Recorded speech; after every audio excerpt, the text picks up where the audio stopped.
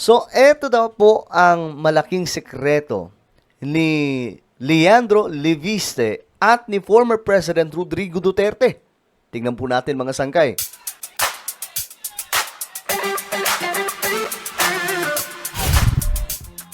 Magandang oras po sa lahat ng ating mga kababayan. Again, Happy New Year everyone! I hope na ayos po tayo dyan, no? Nakapag-celebrate po tayo na maayos. So, yan nga po mga sangkay. Pag-usapan po natin itong sinasabing malaking sekreto di umano ni Leandro Leviste at ni former President Rodrigo Duterte. Ngayon mga sangkay, may kumakalat kasi na video sa social media kung saan pinapakita po doon, no, ang dalawang ito. Pag-usapan po natin mga sangkay. Anyway, bago tayo magtuloy-tuloy, sa mga hindi pa po dyan nakakapag-subscribe, makikita nyo po yung subscribe button sa baba ng video na to. I-click nyo lamang po yung subscribe, i-click ang bell, at i-click nyo po yung all. Sa mga nanonood po sa Facebook, i-follow nyo po yung ating Facebook page. Okay. Eto na mga sangkay. Tingnan po natin itong balita tungkol po dito kay Leandro Leviste at former President Rodrigo Duterte. So, eto nga po mga sangkay yung video na kumahalat ngayon tungkol po kay former President Rodrigo Duterte at itong si Leviste. At may balibalita nga po tayo mga sangkay, no, natitigil na daw po siya sa kung ano-ano man po ang kanyang mga pinopost sa social media na mga chismis na dapat nga mga sangkay, sabi ko nga, magiging totoo sana yan kung buhay pa po si Cabral, nagsasalita na po siya. Ngayon tuloy mga sangkay, ang dami na pong lumalabas tungkol sa kanya, mga lahat ng sikreto ata naglalabasan mga sangkay. Ngayon, ito po yung relasyon, uugnayan, di umano ni former President Duterte at Leandro Leviste. Ito, tingnan po natin. To show po our love and admiration for our idol, Narinig niyo yun? President Duterte, nagkusa po yung mga empleyado ng solar factory na gumawa ng special Digong Edition solar panel. Crying Leandro was a Duterte crony. Yep, kagaya ng notorious na Villar family, mabilis na yumaman at naging bilyonaryo si Crying Leandro noong panahon ni Digongyo. Crying Leandro and his Solar Philippines benefited significantly from the Duterte regime. Ayan, mga sangkay. Yan yung panahon po ni PRRD. No, actually, na-witness ko rin to mga sangkay, itong event. Kasi alam nyo naman, dati mga sangkay, talagang ang focus po natin kung ano ang ginagawa ng administration. Same din po sa panahon ngayon, mga sangkay. So, kumbaga, hindi man actual na na-cover, pero na-i-vlog po natin ito, mga sangkay. Through government endorsements, franchises, and contracts, often perceived as influence peddling via his mother, Loren Legarda, a Duterte ally, and Tingnan nyo yung kamay, mga sangkay. Ayan, oh. Kita nyo yan? now again a senator. Kaya malaki ang political utang ni Leandro sa mga Duterte. But between him and the Villar siblings, mas kapansin-pansin si Leandro dahil open siyang gumaganap bilang political apparatchik ng mga DDS. Actually, guys, kasi yung mga Villar hindi masyadong hindi talaga yung actual na nasa camera mga sangkay, nakikipagbardagulan para po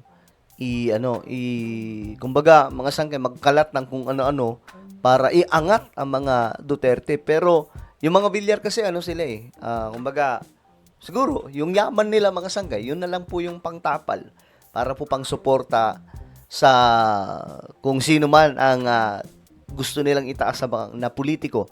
Pero itong si Leviste kasi, yung tinatahak niya mga sangkay, medyo nahahalata, no, ng marami kung kaninong political color na side ito, no, mga sangkay. At ito na nga yung video kung saan tinawag pa po niyang idol, no, si PRRD at that time, at gumanon pa mga sangkay, no. Ako din naman gumaganon ako dati mga sangkay, 'di ba? Nung nakaupo pa rin po si Tatay Digong. Pero ayun na nga, dito mga sangkay, nalalaman po dahan-dahan ng mga Pilipino kung ano ang laman ng utak ni Leviste. Hindi kagaya ng mga Villar sa Senado na tila takot sa political backlash.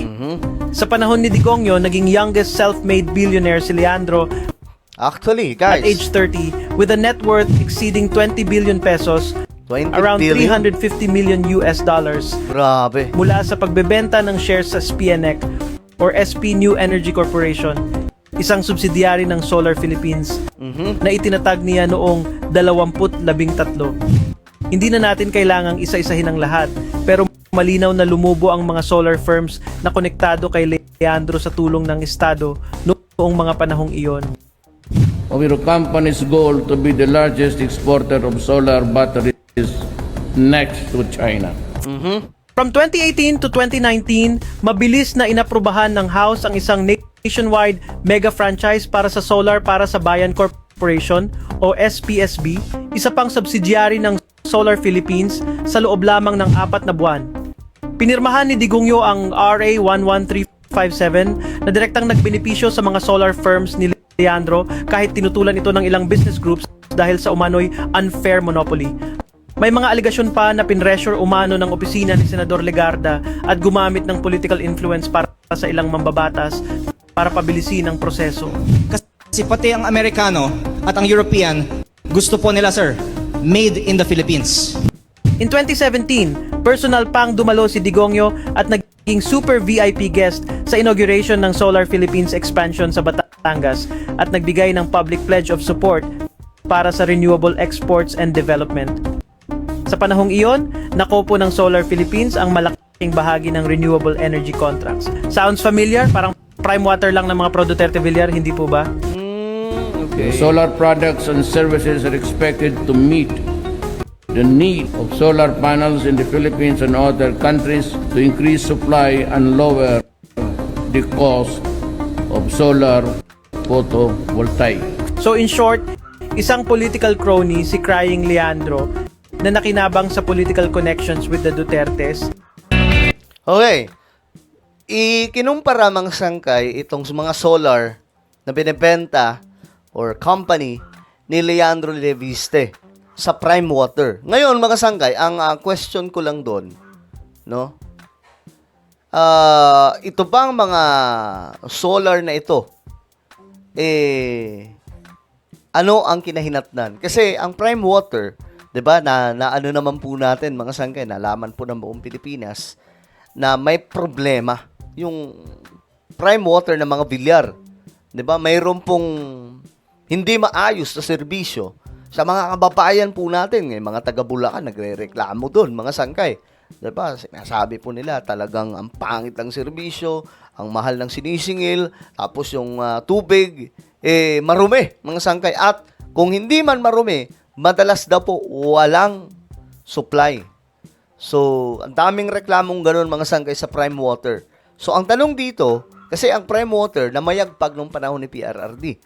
Tapos itong Solar Philippines ni Leandro Leviste, namayagpag din daw mga sangkay. Kumbaga, mas lumaki ang kita ni Leviste dahil daw po kay PRRD. But the question is, itong mga solar ba, may depekto o wala? Kasi, ang ano lang doon, mga sangkay, ang rebat lang doon, o kumbaga yung punto, kagaya ng Prime Water ng mga Villar, o kagaya ng mga Villar, si Leviste daw po ay lumaki ang kita, mga sangkay, o mas naging bilyonaryo. 'Di ba? Nung panahon daw po ni former President Rodrigo Duterte. Isa daw po siya sa nakinabang. Pero ang Prime Water kasi, may depekto mga sangkay. Ang solar ni Leviste, I don't know guys, hindi nasama sa video na ito, mga sangkay. So, yun lang naman po yung tanong natin dyan, no? Kasi, siyempre, ito na nga, ang ano dito mga sangkay, ganun po katindi pala ang ugnayan ni Leviste at ni former President Duterte. No, ganun po sila kumbaga, ganun sila. Idol na idol po ni Leviste. At sana may mag-interview no kay Leviste kung idol ba niya si former President Duterte. May magtanong na ganun kasi maraming tao, loyalista, mga dilawan, mga pinklawan ang nagsasalita na itong si Leviste ay DDS daw na solido.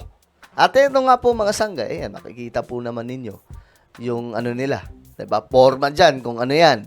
Alright, so ano po ang inyong opinion dito sa ugnayan ni Leviste at PRRD? Comment down below. Meron po tayong YouTube channel, Sangkay Revelation. Hanapin nyo po ito sa YouTube ngayon din. Kapag nakita nyo na, i-click nyo po yung subscribe, i-click ang bell, at i-click nyo po yung all. Ako na po ay magpapaalam. Mag-iingat pong lahat.